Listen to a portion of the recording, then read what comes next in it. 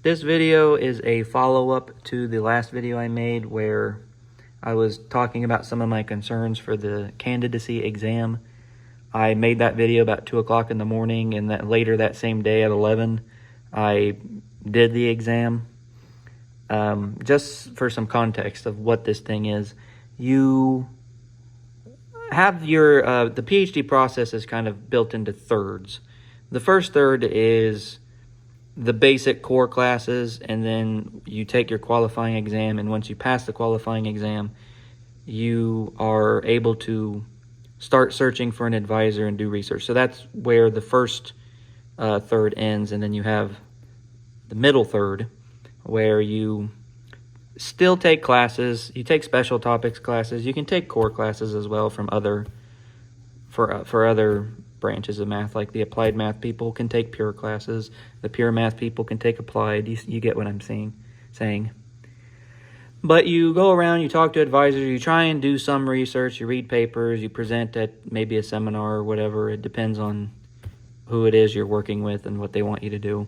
And eventually, you do find an advisor, you do start working on a problem. And maybe like your project really starts to take shape of what you want to do. And then at the end of that, you take what's called the candidacy exam. And it's not really an exam, it's more of a presentation. You present something to some committee members, and the committee members deliberate whether or not they think that you are a legitimate candidate and that you should, pass the exam.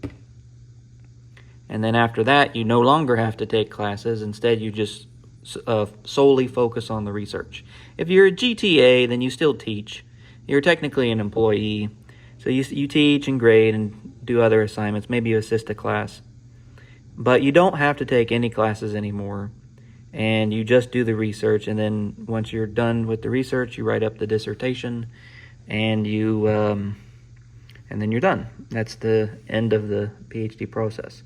So I did the candidacy exam, which means as of yesterday, I am entering my final third of the PhD program. And I thought I would talk a little bit about what that candidacy exam was like. I made a PowerPoint presentation. My advisor looked at it. He made some edits and changes and suggestions about what should be in it. So I did those changes. We found out that I was going to do it. Well, I think I explained like when I was going to do it, but I got like 2 days to really assemble it the way that my advisor asked me to have it. And then once I had that, he goes, okay, everything's good. You should fully expect to pass. Just don't say anything that will give us a reason to want to fail you, because the committee wants you to pass. They're on your team. But I mean, you still get nervous. My back was sweaty the whole time. Normally when I present something, I tend to go fast. If you're a student, former student of mine watching this, sometimes my old students watch my videos. They know that I can be pretty fast with the material, but not this time. I kind of slowed down. I wrote with good penmanship on the chalkboard. I went back and forth between the PowerPoint and the chalkboard to explain what it is I was doing. Overall, in my opinion, I think I did okay. Well, I mean, I passed, so I mean, I definitely did okay. But was the presentation perfect the way I imagined it in my head? No. I mean, nothing really ever goes perfect. In fact, I had a gaffe early on in my presentation where I did not expect to have a gaffe. I expected it to come later during this one part of the presentation, but it actually went by okay, which I was happy to see. Of the 3 committee members, 2 are pretty familiar with the topic that I was studying, and the third was in analysis, but he doesn't study the stuff that I was doing. So he had a lot of questions about like basic, like, okay, like I guess you could say definition type problems. He also asked some things about like what happens if you go to infinite dimensional spaces, because everything I did was finite dimensional. And I said, is like, I don't know what happens there. You kind of have to go back and redefine some things in order to make sense of the problem. And even my advisor came in and said, yeah, these are good questions, but I don't know how to do it. So That's always a good thing. You never really claim to know more information than you do. One of the committee members, he said that he had questions to ask me, and I was nervous about what he was going to ask because I have been in situations before where I'm asked to do something basic, but if I get nervous, my brain will metaphorically freeze, and it's hard for me to get unfrozen because I'm thinking about how nervous I am. It's not like when I teach my students, because I have a pretty clear understanding like what it is I need to tell them, and I've taught for a while now where I kind of know what kind of questions to expect from them, especially if they're not math majors. They just want to get in and get out, get this college algebra over with. That stuff I can handle pretty well, in my opinion. But these guys are established researchers and have been at the university for a while, and have written some impressive papers. So you can tell like the audience is different here. It's like, okay, how bad is it going to be? And he asked me a question. So the topic of my research concerns this thing called the homothetic conjecture. I'm not going to go into great detail about like what it is, because it'll take like a minute or two to explain, and I just want to go through this briefly. During my presentation, I said that balls satisfy the homothetic conjecture, and also ellipsoids. And I did a pretty good job of explaining why the ball satisfies, but I kind of brushed through ellipsoids, or maybe I didn't even mention. I think I just said ellipsoids also satisfy, and I just kept moving. And then at the end of the talk, he asked me, he brought my attention back to that. He goes, okay, so you pretty much explained why balls work, but why does ellipsoid work? Just briefly. He didn't want me to go into too great detail. He was really looking for a magic word. He was hoping that I would say the one magic word of why ellipsoids also satisfy the homothetic conjecture. And I got half of the answer, and then I froze. So I said, well, ellipsoids are just balls under linear transformation.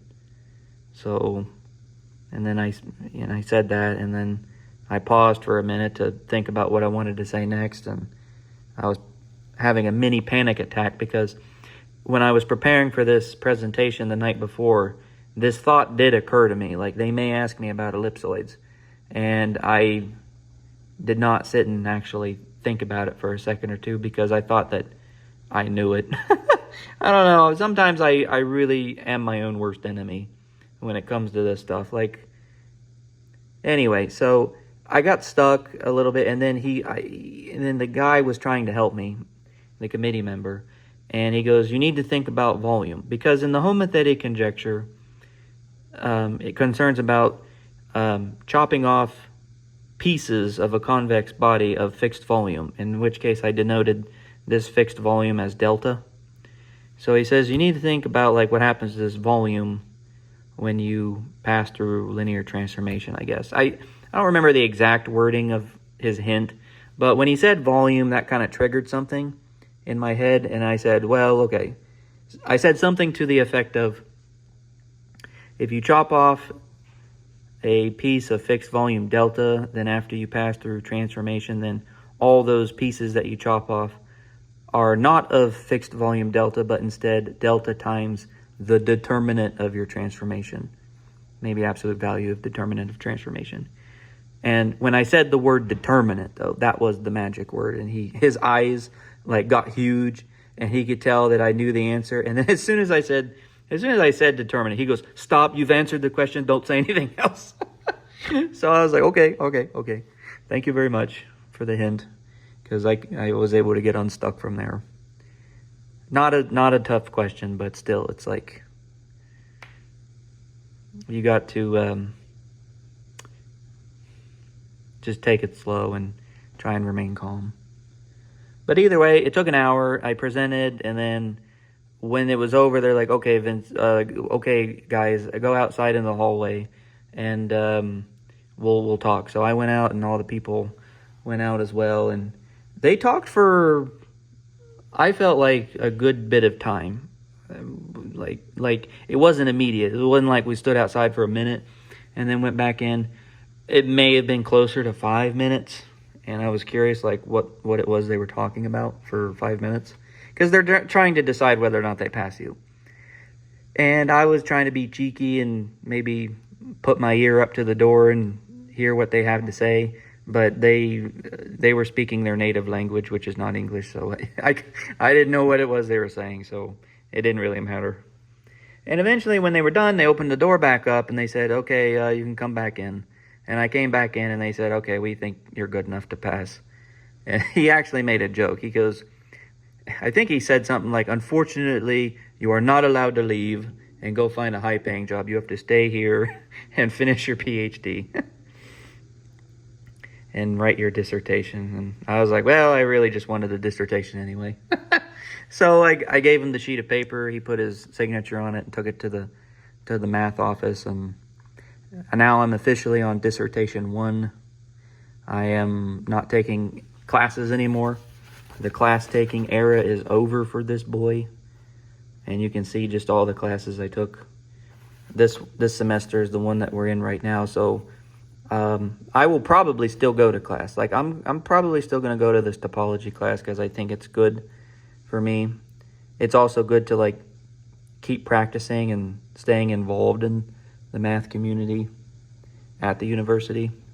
I will most likely not go to algebraic number theory because, I mean, it's algebra. I'm in the analysis world, and my number theory was kind of weak all the time. Like I had one number theory class, but I don't claim to be an expert or even like a novice when it comes to number theory. And I'll still go to seminar because the seminar actually comes right after the topology class. So it's like you get both of them done. I go in early. I can get lunch with guys that I'm friends with in the department because I still want to go in. But life is good now. I get to focus on my research, and the timeline is I have this. These are the semesters that I have to finish because I have this semester, this one, and this one.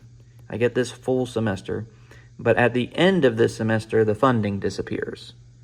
So when my funding runs out, I will most likely have to, excuse me, leave or find a job somewhere to help pay for my school, because graduate school is very expensive. And I'm a GTA. That's how I get my classes and courses paid for.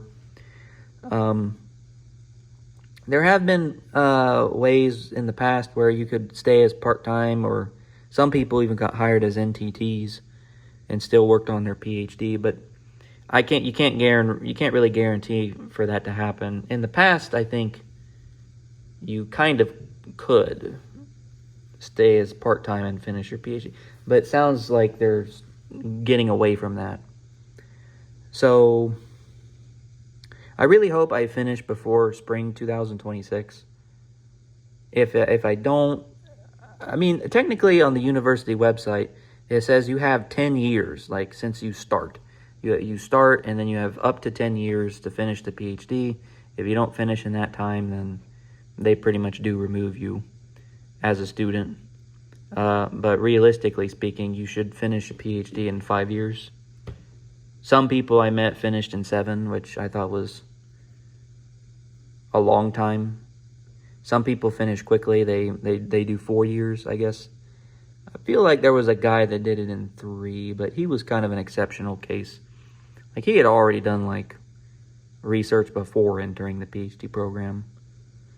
Or maybe I'm just confused. Either way, it's like you don't want to do 10 years. I mean, let's come on.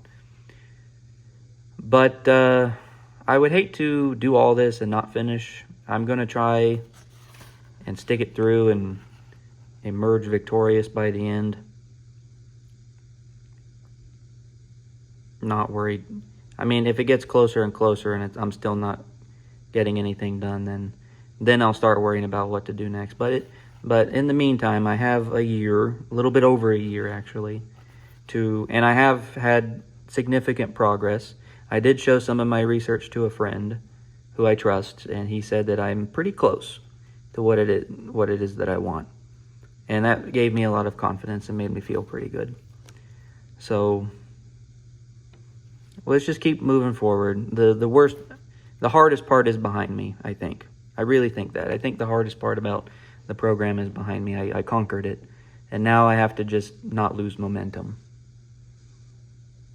In the meantime, for this weekend, I'll probably prepare a little bit more for my brief Calculus 2 class. These are the math notebooks that I bought at Harvard and MIT. I finished the Harvard one, and I've been working through the MIT one.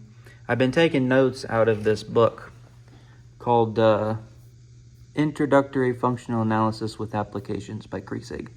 It is a very big book. This PDF is 703 pages. I will not take notes out of everything because I can't fit 703 pages of notes. Of course, you have to estimate that because it's not exactly 703. This page is just copyright. But you get the idea. I'm picking and choosing what I want to put in here and kind of following his little template on this preface of what I want to include. And I won't say that I'm almost done, but I'm over half done with this book. And I want to finish writing in my MIT notebook soon. I don't want to have it drag out. So that's probably what I'm going to do tonight, actually. Yeah, I guess that's it. I think that's all I have to say. I'm still practicing my Spanish. I'm level 18 on Spanish now at Duolingo. And I want to finish whatever unit it is, or not unit, but lesson it is I'm on tonight.